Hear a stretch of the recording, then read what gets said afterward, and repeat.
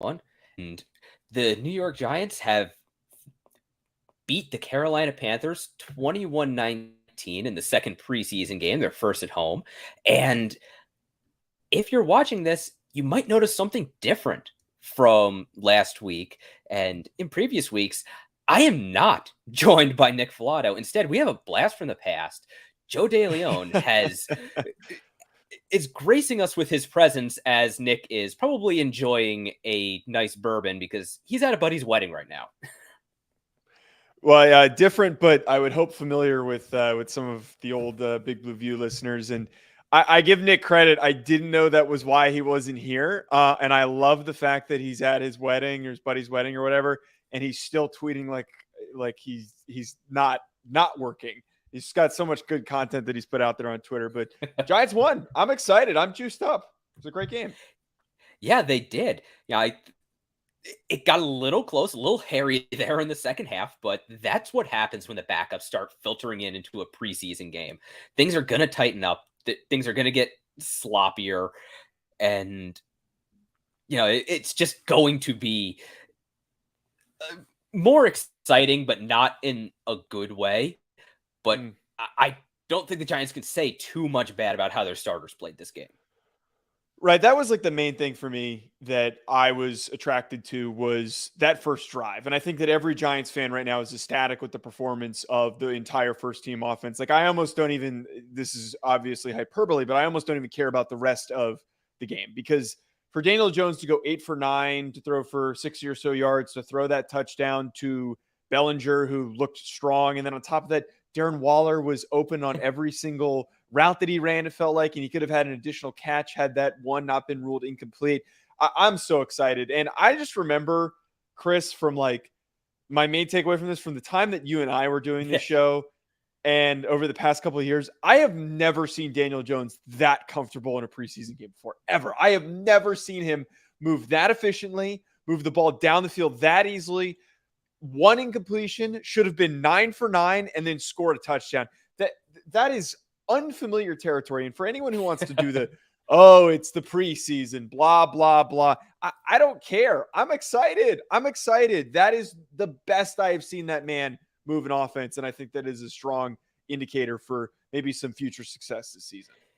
Yeah, the only thing I was looking to see from the Giants starting offense was more vertical play from them. Yeah. What we saw, it kind of went how I was expecting.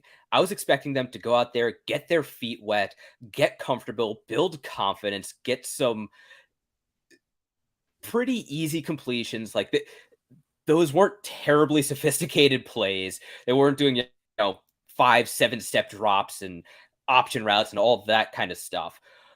A lot of it was the quick slants, stick routes, the levels concepts, everything we've kind of come to know and expect from the Giants offense after last year. But that's their strength. That's what they do well. And this time they were throwing to Darren Waller. And the one thing I did notice that was interesting is they were lining him up out wide. They were using him as that big X receiver they didn't have last year, in addition to using him as a mismatched tight end. And it just worked so well against it was the Carolina Panthers. They're obviously rebuilding, but they were so very efficient on offense. Yeah, and I don't know if this is so much a negative, but just like a general takeaway that I had, and it goes in line with what you're talking about. It didn't feel like they wanted to try and stretch things out. Maybe that's like conservativeness in not wanting to show off too much of your playbook and show off how you can utilize some of these new speedier guys that we're not used to seeing in this Giants receiver group, like Paris Campbell, like Jalen Hyatt. I'm a little bit disappointed that we haven't gotten enough production from Jalen Hyatt with the first teamers, but I'm still really happy with him scoring a touchdown and the play that he created when he was in with the backups. But again, to your point, I'd love to see more of a vertical approach. I don't know who's going to play in the third game. I feel like they're probably not going to go with the starters, but I would like to see more of that and more of that approach during the season. Yeah, the third game, I wouldn't be surprised if it looked a lot like the first game, where you've got a couple starters sprinkled in. Isaiah Hodgins, probably Jalen Hyatt, probably John Michael Schmitz, probably Evan Neal, just to get those guys reps and just to continue with their development as young players. but then maybe see Josh Azudu as the left guard, maybe Matt Peart as the left tackle. Right guard, kind of, who knows, might be Shane Lemieux, I don't know. Might see Daniel Bellinger out there, maybe Tommy Sweeney, I don't know. That I think would be very interesting if like Sweeney and Cager are starting that third game.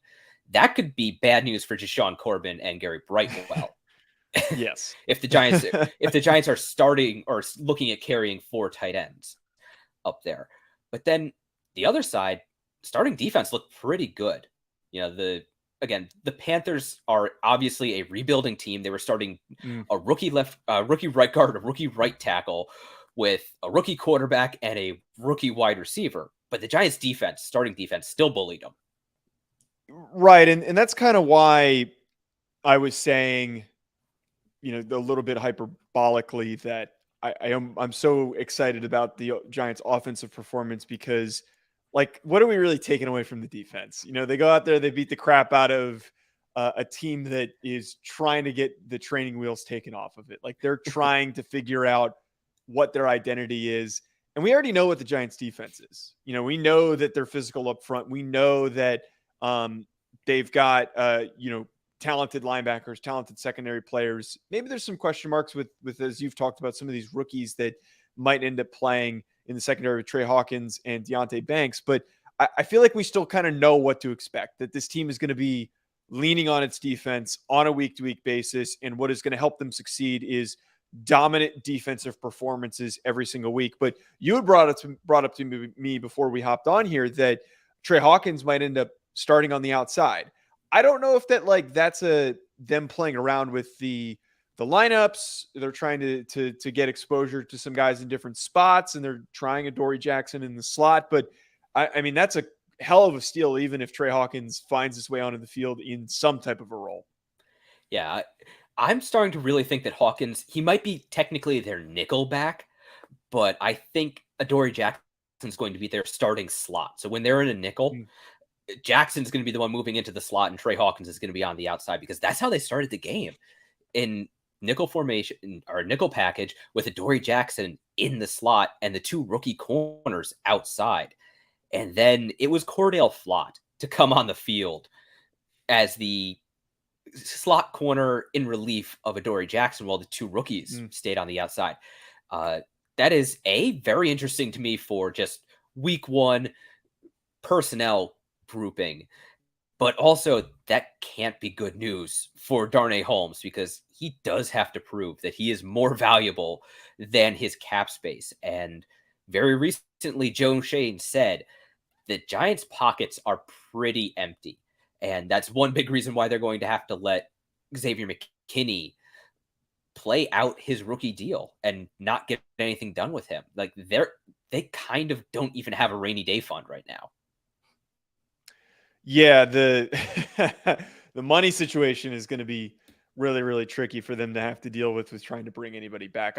Chris, I have to go down this rabbit hole, and I kind of just need to stand on my soapbox for a quick second about Jalen Hyatt. I need to talk about Jalen Hyatt. So get up on that soapbox. After the draft, that clip was revealed of the Cowboys scout that was giving Jalen Hyatt a hard time during his pro day. You know, if some people want to argue that was him giving a hard time, it was him coaching, whatever.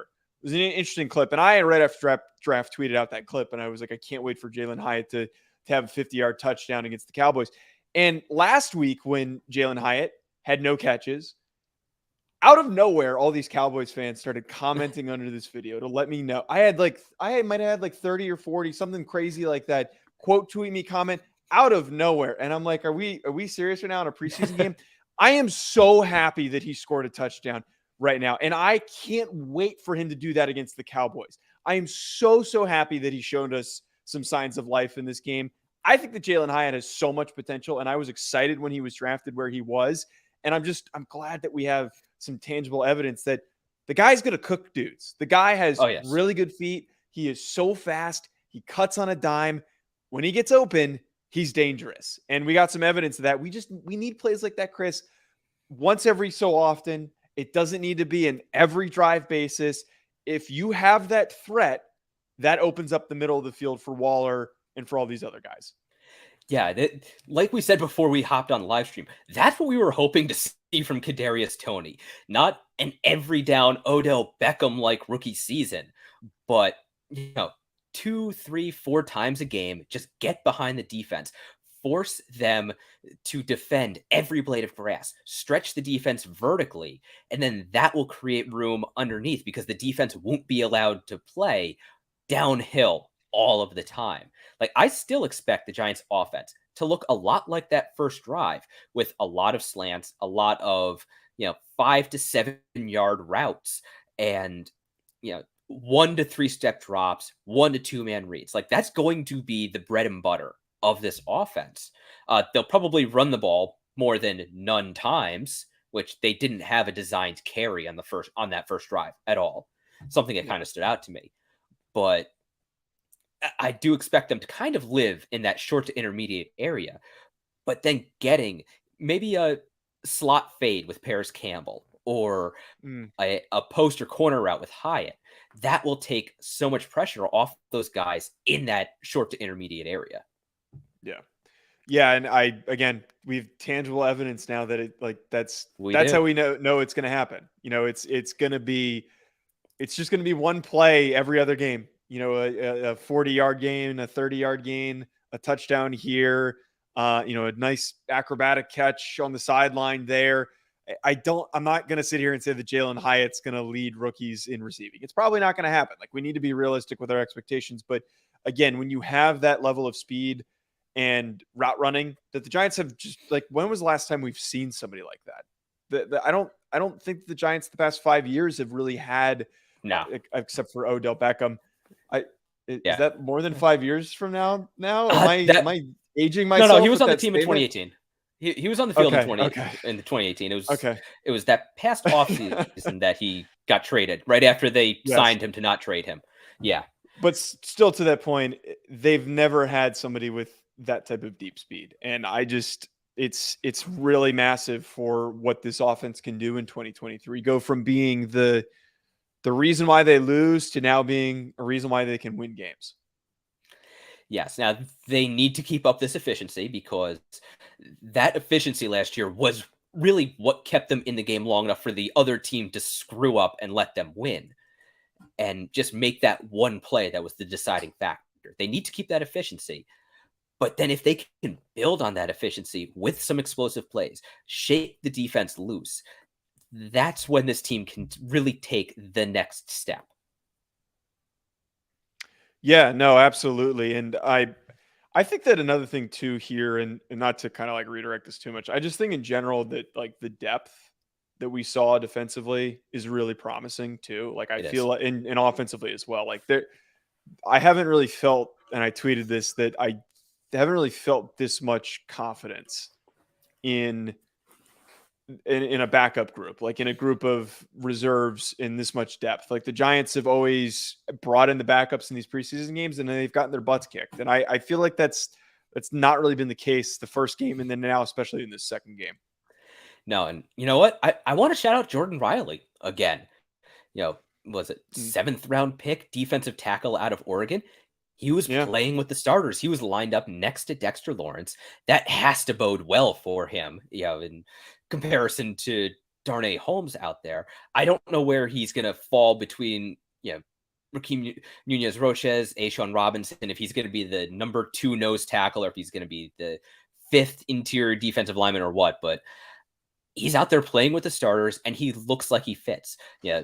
John Michael Schmitz, he fit out there with the starters. Evan Neal, right up until that last play of the first half, he played well out there. So those are, I think, are really encouraging signs outside of Mm. Jalen Hyatt smoking Eric Rowe and Darren Waller catching 87 slants. Yeah. And I remember when I came on the pod with you and Nick after the draft to talk a little bit about like just thoughts on the draft. And one of the things, I don't remember if I said it on the show, but I do remember before the show I was talking about like I don't know anything about Trey Hawkins. I said that to you guys, and Yeah. I remember I'm like, I don't really know anything about Riley. I don't really know a lot about these day 3 guys, because some of them, they were expected to be undrafted players or were fringe late day 3 players. that is such credit to Joe Shane that we're Yes, seeing contributions from this year's draft class all the way to the day 3 guys. All of those guys, I feel like you could make the argument for them to not only make the roster, but maybe have some type of a role. Maybe not every single one of those players. Like Eric Gray is another one too that like I feel really good about Eric Gray. Like I saw what he yes. did as the main back. And you know what? I'm not hoping for a Saquon injury, but if he does go down with one, I'd be fine with it. I think that Eric Gray can get the job done. I do as well. Yeah, if the Giants decide to move on from Saquon, I I think they could make do with Eric Gray. Like he doesn't have anything like Saquon's No, explosiveness. He doesn't no. have the ability to make a defensive, 2 or 3 defenders miss in a phone move. But he's got good vision, he's got good contact balance. He can catch the ball and he can just make gains. They don't have to be big gains, but you can keep the offense moving. And that's really all you need from a running back anymore. Yeah, as long as you're playing with good vision. And then the thing I've always loved about him before when he was a prospect is just great hands. You know, as an impactful Yes, receiver. And I thought that when that pick was selected, I thought to myself, like, this is a Joe Shane, Buffalo Bills, Brian Daboll running back. Like, this is somebody who would absolutely. be playing in Buffalo. And I wouldn't have been shocked if he didn't end up being a Bills pick if he had lasted maybe a couple more rounds. But like, he fits. And I don't, it's not saying that like I'd rather have Eric Gray over Saquon, but like Saquon doesn't really fit with what we're used to seeing from Buffalo. It's great that he's coming back and that we're going to have him, but again, Eric Yeah. Gray is just a great number 2 for this rotation. Yeah. Or number 3 because Matt Breed is still there. And all in all, Yeah. that's a not bad three-headed monster. Like the Giants don't have to run Saquon into the ground. Now they Yes. could. They They shouldn't. could run him into the ground, but they don't have to. Yeah, I mean, like that's the big key here. Again, is just we've got more and more depth, and like I thought James Robinson looked fine too. I don't know, like what are the you're obviously more caught up with and your ears closer to the ground with like what's probably going to happen with this roster, but like what's the temperature with James Robinson? Like, is he looked fine? Like I think that he could make this roster. I'd almost rather have him over Breida, but like what's the deal with him? Yeah, I think he seems to be like a fringe player.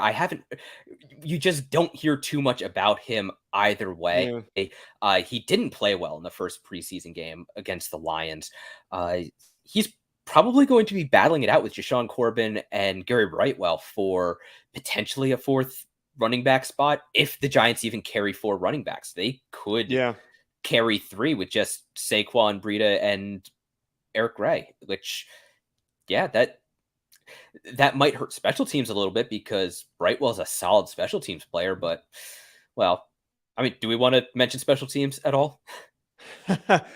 I got to admit, it was one of the least exciting special teams days for me. There was one kick that an extra point that almost didn't go in, and that was the only thing that caught my attention. Was there anything on special teams that you thought was notable? Well, the Panthers did have that one kick go out of bounds. Go out of Yeah. bounds, but all in all, it was refreshingly boring. No 90-yard punt returns for a touchdown.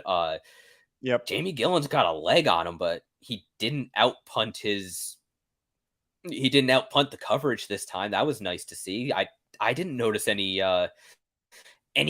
bad lane discipline, anything like that.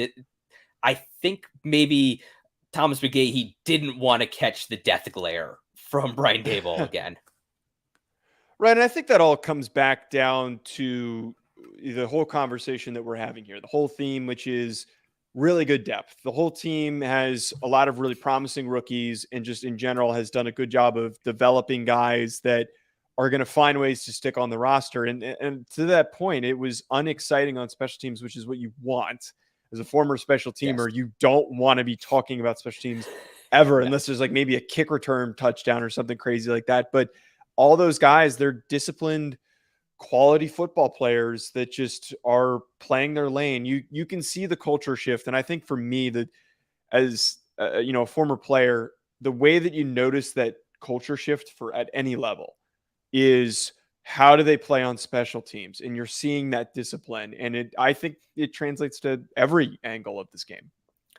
Yeah. Now I gotta say one last note, probably before we get out of here, let you go. I would like to see the starting defense be just a little bit more disciplined because the Panthers offense was just inferior. They looked like backups. Their starters looked like backups out there. You had like Ike Ekwonu passing Kayvon Thibodeau off to a tight end that was not on the field. Like there was nobody there, nobody in the D gap, and just Ike just completely passed him off. But the Giants still had 4 penalties on the Panthers' first 2 drives. And that's something I want to see the coaching staff kind of drill down on and really clean up because, the first game, the Giants mixed first, second string offense, got the ball on the Lions 32 yard line twice. Mm-hmm. They came away with 4 yards and 6 points. This game, the Giants starters had the flags flew way too often, I thought, on defense at least. So like those are just things that need to get cleaned up because it kind of flies in the face of what made them successful last year. Yeah, and you kind of got that sense from the defense that it was almost like they were, playing with their little brother. And I know that sounds a little demeaning to the Panthers that they just kind of went out there like, are we really worried about this group? Like there's a couple of good guys, but it is really just a young group. And you're talking about them making mistakes and not pouncing on them. You would love to get a little bit more of a killer instinct. And like, this is one of those instances for me, Chris, that like it's the second preseason game where I'm going to point to okay, it's the preseason. I'm not super worried about it. I feel like Martindale is going to get these guys ready to go, set up, locked in, and ready to dominate. At least I hope so. But again, to that point, they definitely need to shore up a couple things because that, could have really killed them. Like could have really kept them out of the game. Instead, they weren't as disciplined as they could have been. Yeah, exactly. It's just that's it exactly. Like it's preseason. They're finding things to work on. They've got these coaching points that they've got situations they want to work on, and now they just take the issues from these games and work on them in practice. And we'll see what happens next week against the Jets. Yeah, I'm always excited for that one. I got to admit, I'm probably not going to watch that one as closely as I did today. Just because we got college football next week, but no, I'm excited. I'm excited for the season, though, Chris. I'm juiced up, and this is such a promising step forward for a team that has always been, frankly, not very good in the preseason. Yeah, no, and they weren't not good in the preseason in the way that, say, the Peyton Manning Colts were not good in the preseason, where they never had a winning record, but they always had double-digit wins. So now. The Giants have a chance to have a winning record in the preseason and maybe take that next step and get a double-digit win in the regular season. Yeah, absolutely. All right. So why don't I let you get out of here, get on with your evening, because fancy West Coast out there. Not time for you to go to sleep yet. Exactly. Well, Chris, I do really appreciate you having me on. Always love hopping on with you guys, even if it's just you or if it's you and Nick, and it just always means a lot. So appreciate it. Hey, it's awesome having you on as well. Thank you for jumping on while, Nick's out partying or whatever he's doing. It's probably having a very sedate night, reflecting on the game, watching tape, grinding tape, and then posting on the platform formerly known as Twitter. Sounds like a productive night. Yes. All right. Everybody else, have a good night as well. And I'll talk to you later, Joe. Thanks, Chris.